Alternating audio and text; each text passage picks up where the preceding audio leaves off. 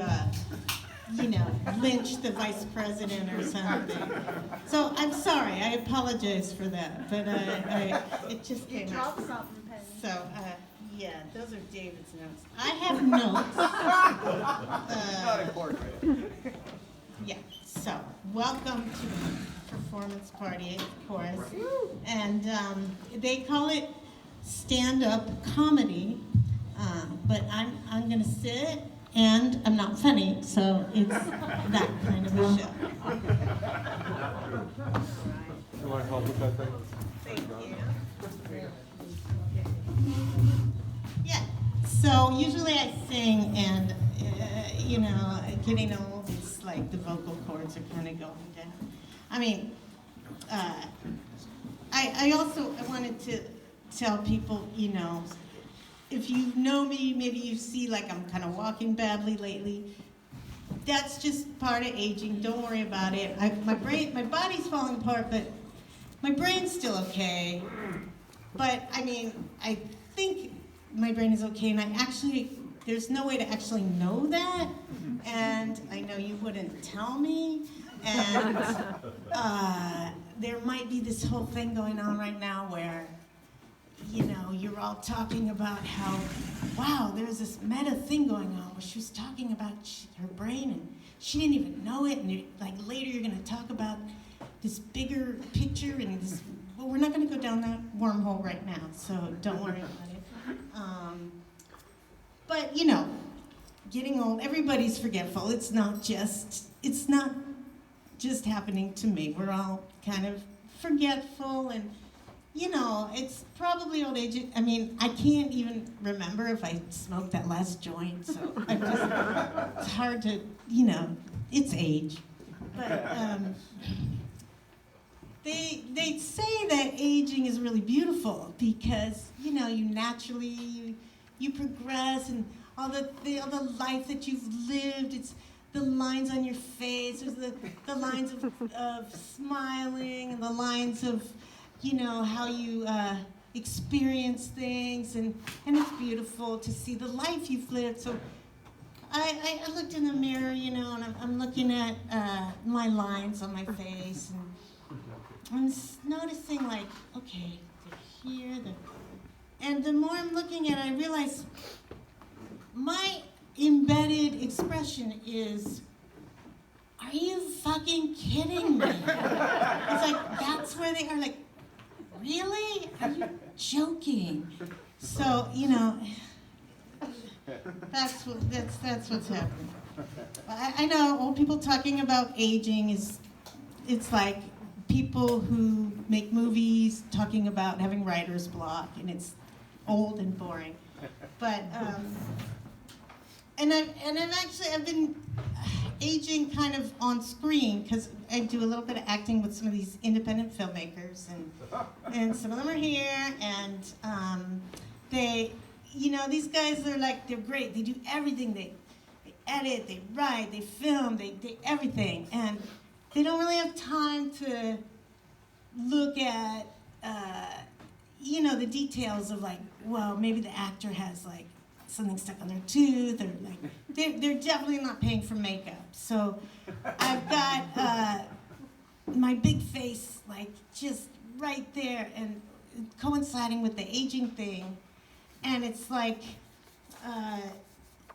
people will say to me, "Oh, you're so brave." And we all know what that's code for. So anyway, that's what's happening. But, well, I'm just going to keep going. So, everyone's when you're sort of have a handicap, which is kind of new to me, people are very kind and polite. They'll open the door for you, and they're always really worried, if you trip or something, they're oh, you okay? Can I help you? Strangers. And it's very nice, but you think, well, that's great for me. I have the kind of handicap that's obvious, even though half the time it looks like I'm drunk, and that's not what's happening. But those who can see, this is legit. I think about the people, like, maybe some of you who your handicap might not be obvious. Like, the people who are walking down the street and they're kind of talking to themselves, and there's an invisible person that they're dealing with, and the strangers aren't coming up to them and saying, "Can I help you?" They're actually walking across the street and getting away from these people. So it's not really fair. That's hilarious.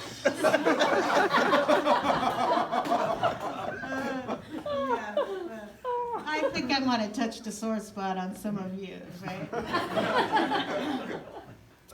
But being decrepit, I'm thinking of it as a defense mechanism. Because if you're walking down the street and there's some ass jerks, who want to hurt somebody or whatever, and they're going to see me and they're going to be like, well, maybe we'll wait for the juicier one that comes a little later. And I don't wish that on anybody. Don't think that. I wish those fuckers would go away. But I mean, because I am actually a nice person. But I used to be a nice person. But quiet and sort of calm people like me that kind of keep things bottled up, we let things sort of build, and we're nice, but you don't see what's going on inside. And after 60 years of every little thing sort of building up, and then it reaches a capacity, and then all of a sudden one day you're 60 years old and everybody thinks you're a nice, quiet, calm person, and the one last little straw that broke the camel's back, and it's released, and this wild banshee screaming Tasmanian devil, for nothing, like why were you breathing like that? I can't take it anymore. Or, this is because of that one time you gave me a bad look in 1988, it's coming out. And it's like, the people are just blown away because they don't expect that from you. And, you people who kind of are regularly jerks and let it out every day, that is so much healthier. A therapist would never recommend my way. So I applaud your ongoing jerkiness. It's very healthy. And sadly, you'll probably live longer than the nice people, but that's life. Yeah, but you're doing it right. The daily assholes. That's what it is. Should I keep going? Come on now. So, well, that the world, it's perfect. It's, God, there's, rainbows and water coming out of the sky that nourishes everything, and everything's just perfectly made where, the bee will go to the flower, which pollinates it, and then comes back and makes honey, and everything's in harmony and beautiful, and then, and then man comes along, and it's like, oh, honey, I'm gonna take it. I'm gonna take more than I'm gonna commodify it, and sorry bees, sorry everything, sorry the whole system. I'm just gonna fuck it up because I need more. And then you start to think, well, humans, how did that happen? And God, who created it all, they refer to God as He, and it makes sense, because only a dude would be like, okay, I'm gonna make everything eat everything else, so that you have to always be in fear, like, something's gonna eat me. And even the birds, you think they're flying happily, but no, if you watch the bird, they're tweaky, they're like waiting for something to get them. And that's why we have defense mechanisms, coming back to that. And you think of I think of my defense, I'm more in line with the rabbits, who their defense mechanism is to be absolutely quiet, invisible. And it's kind of sad when your defense mechanism is to be like a chameleon. Like you don't notice them. They're against the wall. They're not there. Or, you know, there's the possum. Pretend I'm dead, and then they'll go away. The defense mechanisms are funny. If you think about them, I fear like being the skunk. You know, they're not hanging around with me because I have this terrible smell or whatever. But I'd like to be more like, I don't know if you know pistol shrimp, which is it's 2 inches long, and you think it's just this little shrimp, and it bangs a little like a bubble. It's the second loudest creature in the sea, the pistol shrimp, and it, you know, messes up submarines and other things. But you know, I could never be a predator like the lions. You know, they're built with claws, and you know, I mean, I just, you know, predator. I can barely make eye contact, and you know, I can't even get my cat in a box to take him to the vet. But I buy my chicken like you know, gutted and murdered. But you know, I survived. My people, my ethnicity, whatever, we were fleers. We'd run away. That we had sneaky, you know, or we wouldn't be here. We're small, but we're muscular, but we're sneaky.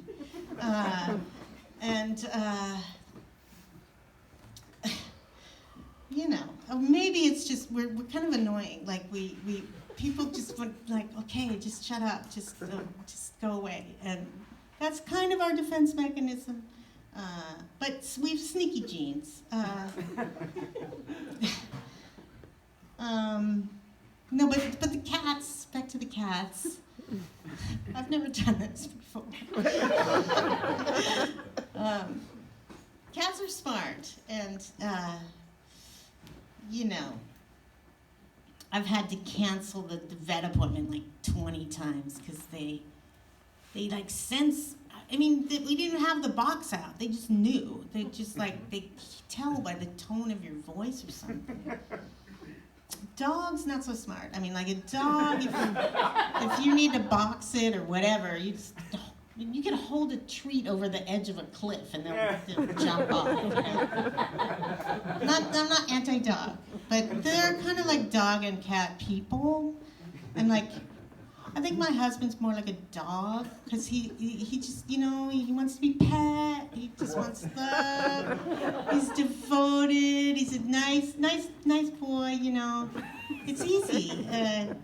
But like, I think I'm more like a cat, and the cats are, you know, you can pet me with your eyes, or, you know, they're like, you can touch me, but you have to reach for it. You know, cats are jerks. They're kind of dicks. I'm sorry about that. I'm proud of it. Now, my cat, I mean, they have like a world that like there's a whole world going on in the cat. Like, we think our cat Dandelion can see ghosts. And it's probably true. Like humans, we're not that sensitive. I mean, humans, we made the Three Stooges, you know? I mean, just like poking each other's eyes and stuff. I heard that there was a what do they call it? A time capsule where some city, and they included a Three Stooges video. And it's like, what were they thinking? Don't we want to pretend that didn't happen? Or, but back to like my people, the Three Stooges are one of us. I'm sorry to say, and I think I kind of look like Larry. All right. But I digress. This is a performance party, and we have like amazing people here that are all going to take turns doing whatever. If you feel the urge, there's time for you to come up, and if you don't, that's okay too. And it's a long night, and there's some champagne and other things that so you might feel the urge later. And one last thing is that remember that the root of the word amateur, ama, means love. So if it's not, if you're very crappy at whatever you do, it's going to make the rest of the people feel better about what they do. And so, thank you for coming, and please enjoy the show.